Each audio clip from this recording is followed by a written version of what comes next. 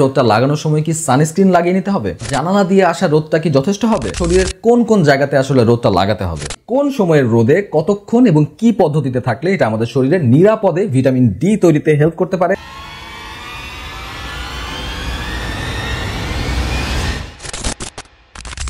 সূর্য থেকে আসা আল্ট্রাভায়োলেট রশ্মি এর একটা আছে সব থেকে ক্ষতিকর, কিন্তু সেটা পৃথিবী পর্যন্ত আসার আগেই 100% অ্যাবজর্ব হয়ে যায় আমাদের বায়ুমণ্ডলে।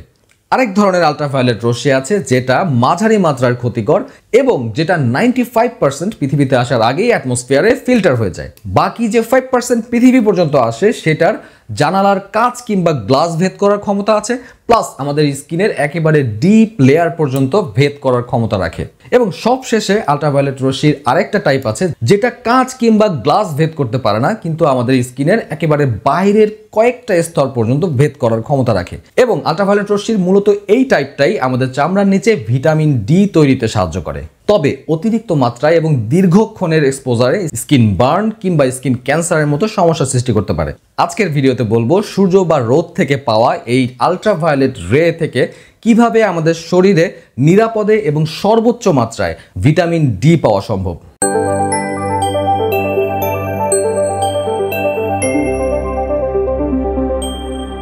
একটু আগেই বলেছি আল্ট্রাভায়োলেট টাইপ বি, এটা একদিকে যেমন আমাদের স্কিন ক্যান্সার কিংবা স্কিন বার্ন করতে পারে, অপরদিকে স্কিনের নিচে এটা কোলেস্টেরল থেকে ভিটামিন ডি তৈরিতে সাহায্য করে। কাজেই কোন সময়ের রোদে কতক্ষণ এবং কি পদ্ধতিতে থাকলে এটা আমাদের শরীরে নিরাপদে ভিটামিন ডি তৈরিতে হেল্প করতে পারে এটা জানা সবার জন্য জরুরি। আজকের আলোচনায় তাই এই মোট 3টা পয়েন্ট নিয়ে কথা বলবো। 1. সর্বোচ্চ পরিমাণ ভিটামিন ডি পাওয়ার জন্য দিনের কোন সময়ের রোদটা সবচেয়ে বেশি কার্যকর এবং নিরাপদ। 2. শরীরে কোন পদ্ধতিতে রোদ লাগাতে হবে এবং 3. কতক্ষণ পর্যন্ত রোদ লাগানো সেফ। প্রথমেই বলি দিনের কোন সময়ের রোদটা সবচেয়ে বেস্ট। আসলে সারা দিনের রোদেই ভিটামিন ডি তৈরি সম্ভব, তবে সূর্য এবং আমাদের দেশের লোকেশন অনুযায়ী দেখা গেছে গরমকাল হোক কিংবা শীতকাল, সকাল 11টা থেকে দুপুর 2টা পর্যন্ত সূর্য থেকে পাওয়া আল্ট্রাভায়োলেট রশ্মিটাই ভিটামিন ডি তৈরির জন্য সব থেকে ইফেক্টিভ। তবে গরমকালে যেহেতু সানলাইটের তীব্রতা একটু প্রখর, তাই এই সময়টায় একেবারে সকালের দিকটাতেই শরীরে রোদ লাগানোটা সেফ। এখন শরীরে এই রোদটা লাগানোর সঠিক পদ্ধতিটা কি?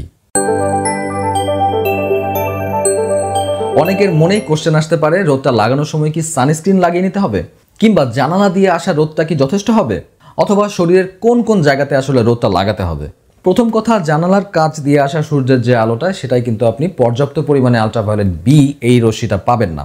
একটু আগেই কিন্তু বলেছি আল্ট্রাভায়োলেট টাইপ বি এটা কাঁচ বা গ্লাস ভেদ করতে কিন্তু পারে না। সো রোদ লাগানোর সময় আপনাকে কিন্তু সরাসরি আনকাভার্ড স্কিনে রোদ লাগাতে হবে, অর্থাৎ আপনাকে সরাসরি রোদে থাকতে হবে। কোন অংশে রোদটা লাগাবেন?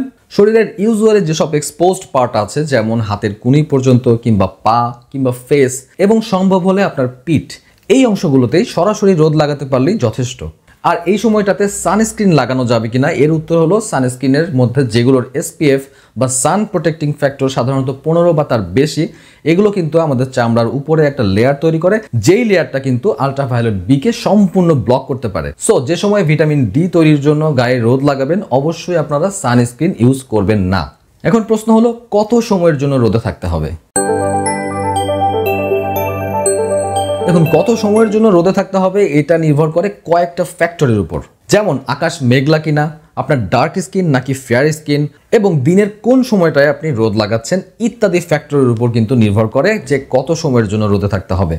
যদি আকাশ মেঘলা না হয় এবং আপনি মোটামুটি ফেয়ার স্কিনের হয়ে থাকেন, তাহলে ডেইলি 10 থেকে 15 মিনিট এভাবে কমপক্ষে সপ্তাহে 2 থেকে 3 দিন শরীরে রোদ লাগানোই আপনার জন্য যথেষ্ট। তবে যাদের স্কিন ডার্ক, তাদের স্কিনে মেলানিন কন্টেন্ট যেহেতু বেশি, তাদের জন্য এই সময়টা আরো বেশি লাগতে পারে। তাদের জন্য এই সময়টা হতে পারে 15 থেকে 30 মিনিট। গর্ভাবস্থায় ক্যালসিয়ামের ঘাটতি পূরণের জন্য ভিটামিন ডি এর গুরুত্ব নিয়ে এর আগের একটা ভিডিওতে বলেছিলাম, লিংক থেকে ভিডিওটা দেখে আসতে পারেন। আর আজকের ভিডিও নিয়ে আপনার কোনো প্রশ্ন থাকলে কিংবা আপনার কোনো মতামত থাকলে অবশ্যই কমেন্টে জানাবেন। সবাইকে অনেক অনেক শুভকামনা মেডসেন্সের পক্ষ থেকে।